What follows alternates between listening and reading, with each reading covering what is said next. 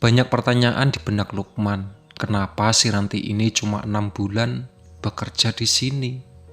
Apakah setelah 6 bulan itu dia dipecat, mengundurkan diri, atau bagaimana?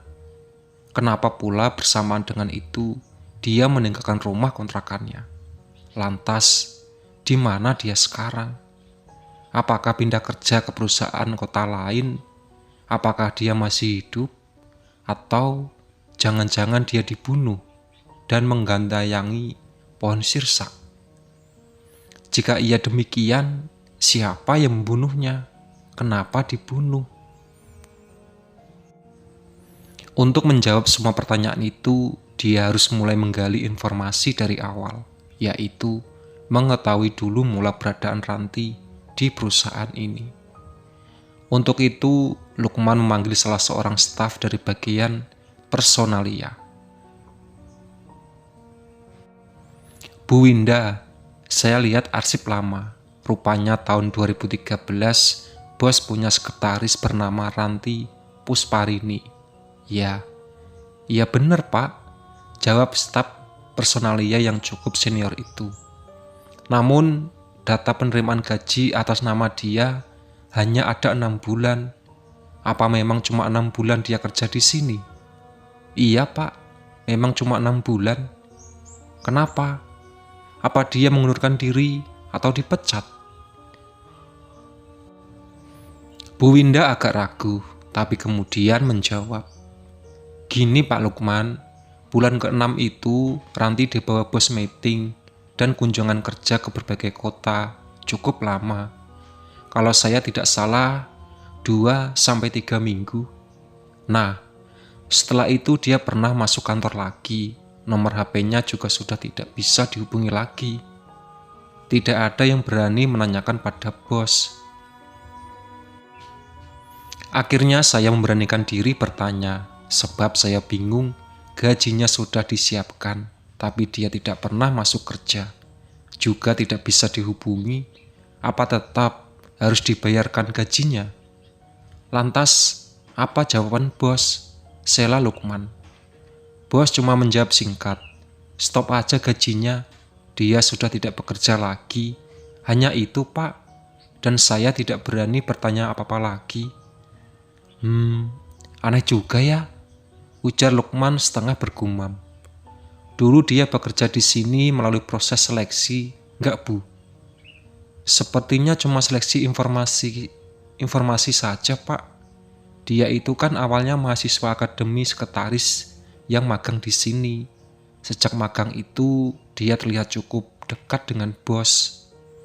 Setelah masa magangnya selesai, bos menawari dia bekerja sebagai sekretaris pribadi.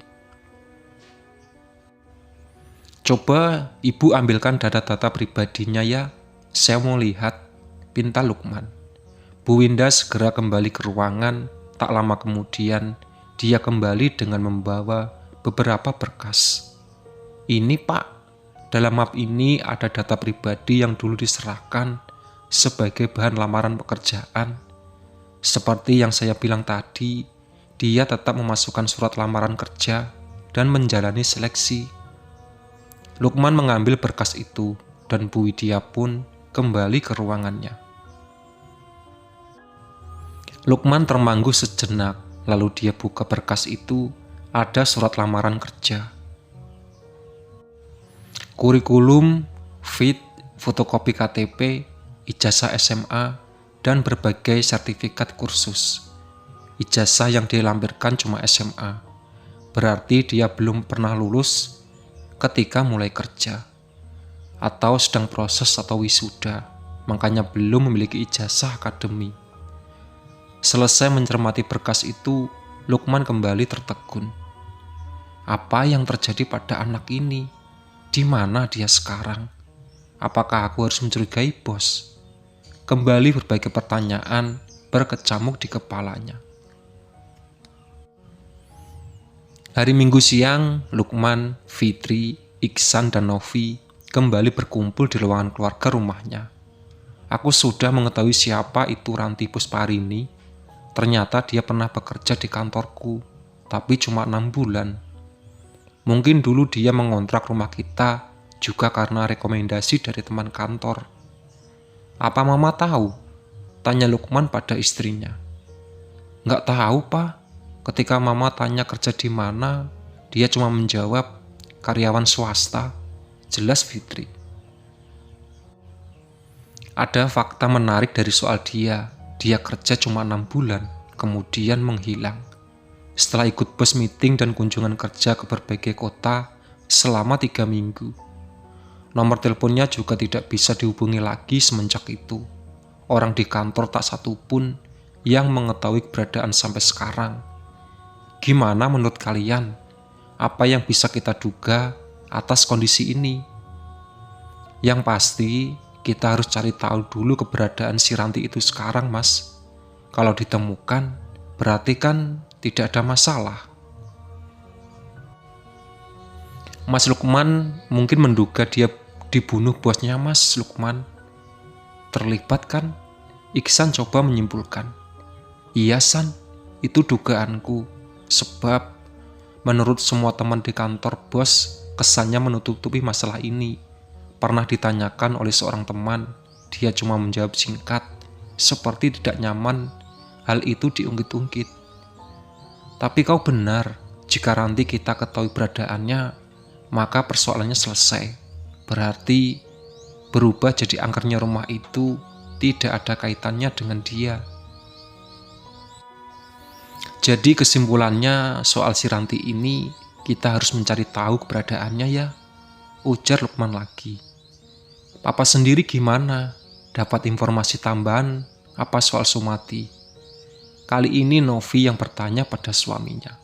"Ah, iya San, ada fakta baru kah?" imbuh Lukman. "Belum ada info tambahan yang cukup penting sih. Aku cuma berpikir Sumati ini malah lebih berpotensi untuk kita curigai. Para biduanita yang silih berganti datang itu bisa saja salah satunya ada yang dicelakai dan mati penasaran kan? Nah, arwah penasaran itulah yang menggentayangi rumah kita, karena mungkin kasusnya tidak terungkap. Bahkan bisa jadi tidak ada yang pernah tahu atau peduli seorang perempuan anggota grup kesenian yang tiba-tiba lenyap kan? Kemungkinan lain bisa jadi bau kemenyan yang saben Jumat tercium itu adalah bagian dari pelaksanaan ritual sesat. Ritual itu yang mengundang datangnya makhluk-makhluk gaib bersemayam di pohon sirsak. Kata beberapa tetangga, memang tiap malam Jumat bersamaan dengan ciumnya aroma kemenyan, dari rumah terdengar suara-suara seperti teriakan atau nyanyian. Hanya saja tidak bisa disimpulkan itu bagian dari latihan kesenian atau pelaksanaan ritual sesat. Iksan menguraikan analisanya panjang lebar. Ya, sampai di sini kita masih buntu, belum bisa menyimpulkan apapun. Semua kemungkinan baru dugaan saja, ujar Lukman. Tiba-tiba Novi berseru. "Barusan aku iseng nyari-nyari akun medsos atas nama Sumati dan Ranti Pusparini. Coba kalian lihat juga di HP masing-masing." Baru saja Lukman, Iksan, dan Fitri hendak membuka aplikasi Facebook di HP masing-masing. Tiba-tiba terdengar jeritan Ayuni dalam kamar. Sontak dua pasang suami istri itu bangkit dari duduk, lalu berhamburan ke kamar, di mana jeritan Ayuni tadi berasal. Sejak tadi Naomi, Arumi, dan Ayuni memang bermain di kamar. Bocah-bocah itu terlihat ceria. Mereka bermain sambil sekali terdengar canda dan tertawa. Arumi juga terlihat gembira karena telah mendapatkan pengganti teddy bear-nya. Lukman mengambil boneka itu dari gudang. Teddy bear-nya milik Ayuni yang sudah cukup lama itu tidak dimainkan. Itu memang sama persis dengan milik Arumi yang terpancang misterius di pagar pemakaman. Iksan yang duluan sampai di kamar terkejut melihat Arumi sedang mencekik leher Ayuni dengan tangan kanannya. Sementara tangan kirinya mendekat erat boneka teddy bear-nya. Sementara di tempat tidur terlihat Naomi menggeletak, entah pingsan, entah tertidur. Astagfirullah, Arumi, lepaskan.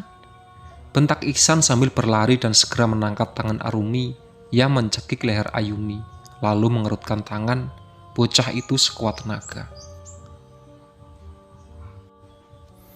Itulah sahabat cerita dari Pindah Rumah. Ditunggu part selanjutnya.